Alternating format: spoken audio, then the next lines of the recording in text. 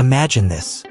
In the middle of the wild, a strange roar echoes through the forest. It's not an animal. It's not human. Something out there is hunting fast, invisible, and not from this world. And right when you think the danger is over, it just tore a terrifying grizzly bear in half like paper. Now it's looking for its next prey. Stay with me now. Welcome to Peak Plot Recaps. Today I'm going to explain a sci-fi, action, and thriller film, Prey. Directed by Dan Trachtenberg. Set in the untamed northern Great Plains of 1719, this film masterfully blends action, adventure, horror, sci-fi, and thriller beats into one fierce coming-of-age hunt. With a 7.1 out of 10 on IMDb. This movie is a fresh twist on the classic Predator story, taking us back 300 years to a time when survival meant reading the land and forging clever traps. Don't forget to hit that like button and subscribe button. And now, spoilers ahead. In the year 1719, in the middle of the Great Plains of North America. This is long before cities and cars, when Native American tribes lived in harmony with nature, and hunting wasn't just a hobby, it was survival. The landscape is breathtaking, and it's here that we meet a young Comanche girl, Naru.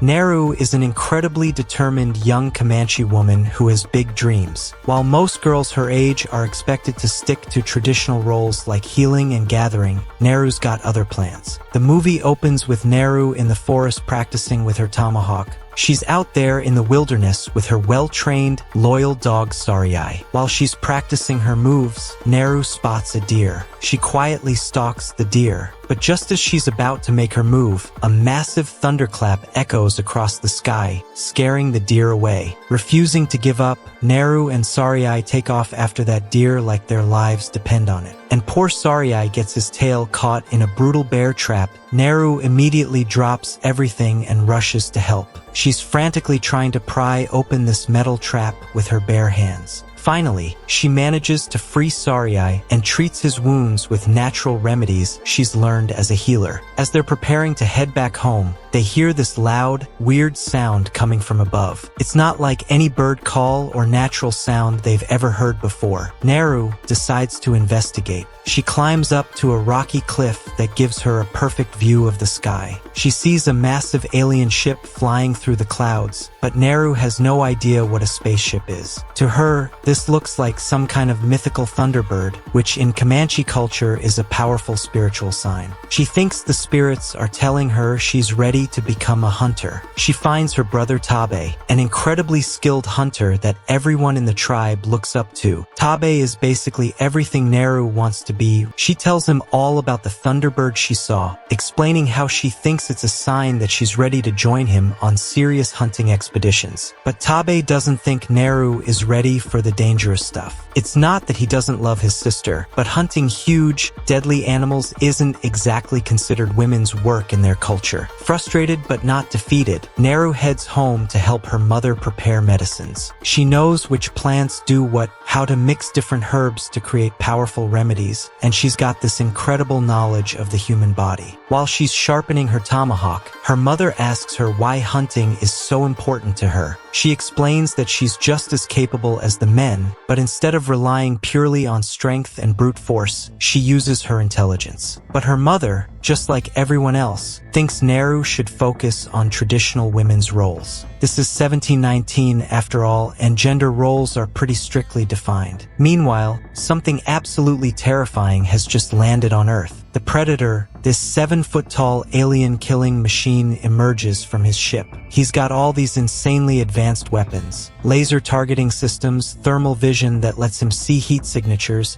and a crazy cloaking technology that makes him completely invisible. The Predator walks into the forest and comes across this massive rattlesnake. He kills it with absolutely zero effort, then skins it like he's preparing dinner. Back in the village, word comes in that there's trouble. A mountain lion has attacked one of their warriors, a guy named Puhi, and he's been dragged off somewhere in the wilderness. All the men immediately start gearing up for a rescue mission. Naru, seeing an opportunity to prove herself, asks to join them, and she's got all the herbal medicines they might need to treat wounds. When Tabe vouches for his sister's healing abilities, the men reluctantly agree to let her come along. The search party heads into the wilderness. Neru is reading the forest like a book. They search for hours, moving deeper and deeper into the forest, until finally they find Puhi. And he is in rough shape. He got deep claw marks, lost a lot of blood, and barely conscious. Neru immediately gets to work, applying herbal medicines. She uses an orange flower called tatsia, which lowers body temperature and helps slow bleeding.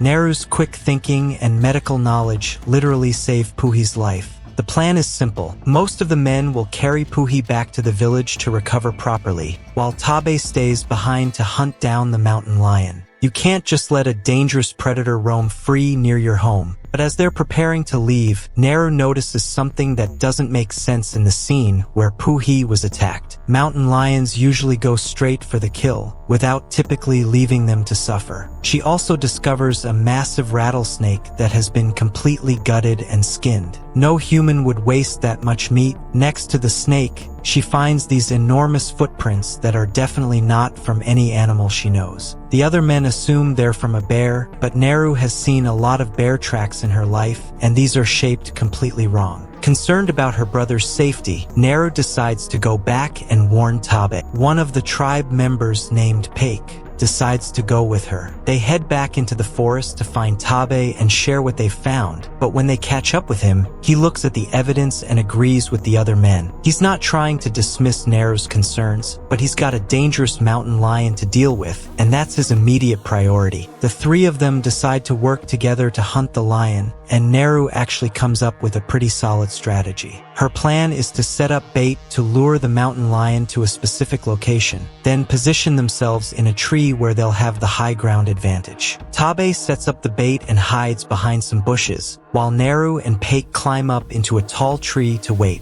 The plan actually works, and the mountain lion shows up, but instead of going for the bait, the mountain lion leaps up the tree, and Paik, who's positioned lower on the branch, gets caught first and killed. Now the lion turns its attention to Neru. Neru is preparing to defend herself, gripping her spear and trying to stay calm. In the distance, she hears this otherworldly roar. It completely distracts Neru for just a split second, but that's all the mountain lion needs. It strikes while she's distracted, sending her crashing to the ground unconscious. When Neru wakes up, she's back in her village. Turns out that Tabe found her unconscious and carried her home. He fought off the mountain lion and saved her, but what about that terrifying roar she heard? What about those strange footprints? Tabe returns to the village, carrying the mountain lion's head as a trophy. The entire tribe celebrates his victory, and the elders officially name him war chief, the highest honor a hunter can receive. Everyone's cheering and celebrating, but Neru can't shake the feeling that a greater danger lurks in the forest. She tries to tell Tabe about her concerns, but he doesn't want to hear about it. From his perspective, he's just solved their problem by killing the mountain lion. He tells her that she's not ready to hunt yet and should focus on her healing skills. If no one else is going to investigate this potential threat, she'll have to do it herself. Early the next morning, she heads into the forest with Sarai. The forest feels different this time, more ominous, more dangerous. Neru makes a rope and ties it to her tomahawk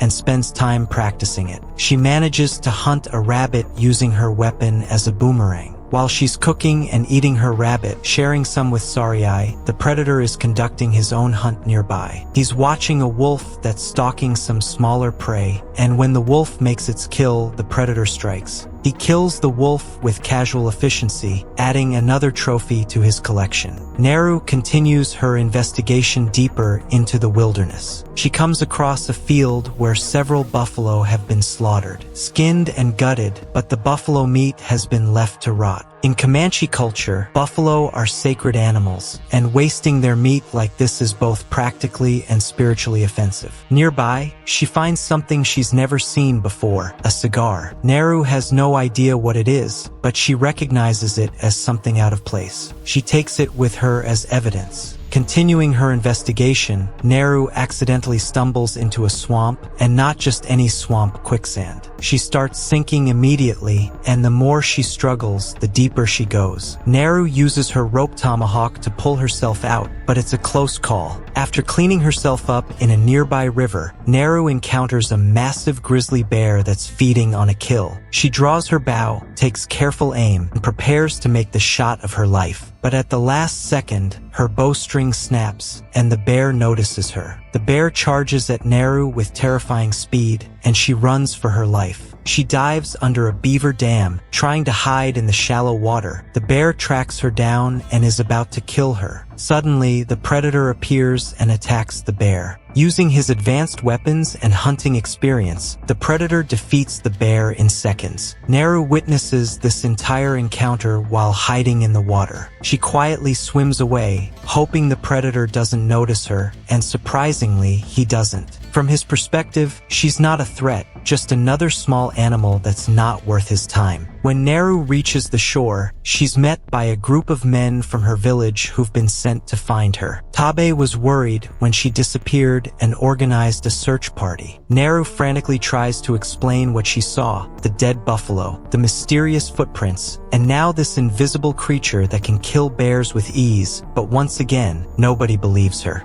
When Neru refuses to return to camp, they decide to tie her up for her own safety. But the predator has been watching this entire conversation, and his targeting system has already locked onto their primitive weapons. The men hear strange sounds in the forest and movements in the bushes. They take defensive positions, weapons ready, and one of them fires an arrow into the bushes to see what's there. When he goes to investigate, he finds nothing but a rabbit, which makes everyone laugh. Out of nowhere, 3 laser targeting dots appear on one man's chest, followed immediately by razor-sharp projectiles that punch through human flesh like it's paper, killing him instantly. The men start shooting arrows in every direction. One arrow actually does find its mark, disrupting his cloaking technology. The predator is a 7-foot-tall alien with advanced armor and weapons that seem like magic to these 18th century warriors. Despite their efforts, their primitive weapons are no match for alien technology. The predator methodically kills them one by one with brutal efficiency. During the chaos, Neru manages to free herself from her bonds and escape into the forest. The predator notices her fleeing and gives chase. The predator's thermal vision and superior speed make him nearly impossible to evade. Eventually, Neru gets caught in a bear trap, leaving her helpless and in pain. The predator approaches, ready to finish its prey. He sees that she's trapped and wounded, and he stops. But before Neru can figure out how to escape the trap, a group of French fur traders arrives on the scene. They knock Neru unconscious, and when she wakes up,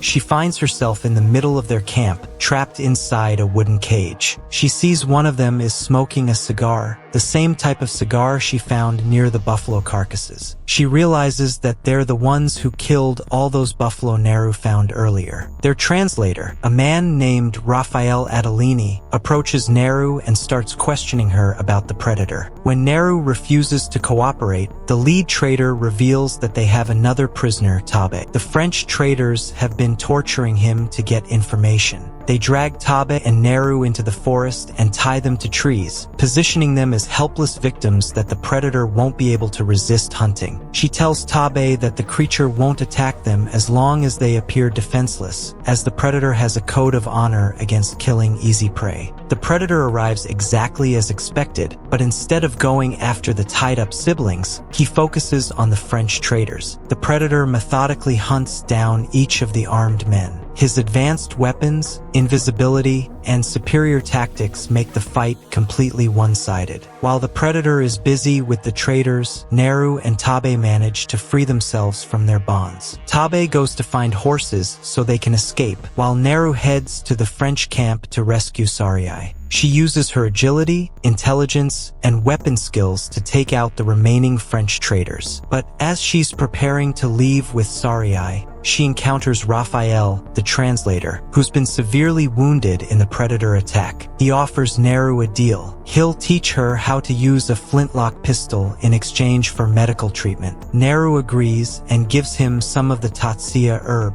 the same orange flower used earlier for puhi. The tatsuya doesn't just help with pain and bleeding. It also lowers body temperature. As Raphael is teaching Neru to use the pistol, they hear the predator's terrifying roar approaching. Neru quickly hides behind a tree while Raphael plays dead. The predator uses thermal vision to hunt, which means he sees heat signatures rather than visual images. Because the tatsuya has lowered Raphael's body temperature, the predator can't see him clearly. This gives Neru information about the predator's weakness. But the predator isn't stupid. When he steps on Raphael, the wounded man screams in pain. The predator immediately kills him. Next, he targets his laser sights at Sarai. But suddenly, Tabe appears on horseback and attacks the predator head-on. He manages to knock the predator's helmet off, and laser sights that guide his projectile weapons point at a tree and shoots it. Seeing this, Neru realizes that rather than the enemy's location, the metal arrows follow the laser point's direction. She watches as her brother actually manages to hold his own against the alien hunter for a few moments. But the predator activates his invisibility and disappears from sight. Moments later, the predator reappears behind Tabe and kills him with a single strike. Neru watches her beloved brother die. There's no time to mourn, and she flees away with Sarai immediately. The next morning, Neru finds one of the surviving French traders and captures him. She wounds his leg to prevent him from escaping, then uses him as bait for her trap. But first, she takes the tatsuya herb herself, lowering her own body temperature to make herself nearly invisible to the predator's thermal vision. When the predator arrives to investigate the wounded Frenchman, Neru ambushes him with the flintlock pistol, shooting him in the head and knocking his helmet off. Neru quickly grabs the helmet and runs away. She positions the helmet carefully in a specific location. When the predator arrives, Neru jumps onto him and starts attacking. Somehow, she manages to cut off one of his hands using his own weapon. Working together with Sarai, Neru ties the predator up with rope and drags him toward the swamp. The predator breaks free, but he's exactly where Neru wants him, standing in the quicksand with his helmet positioned to target his own location.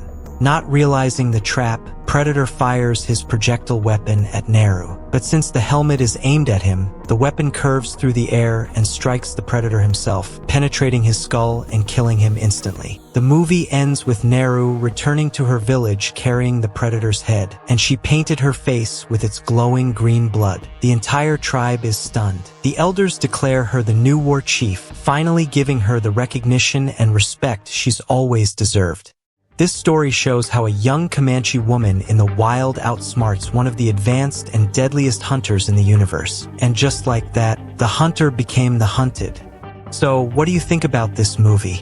Let me know in the comments. If you enjoyed this breakdown, make sure to like and subscribe for us to make more peak recaps for you. Thanks for watching. See you next time.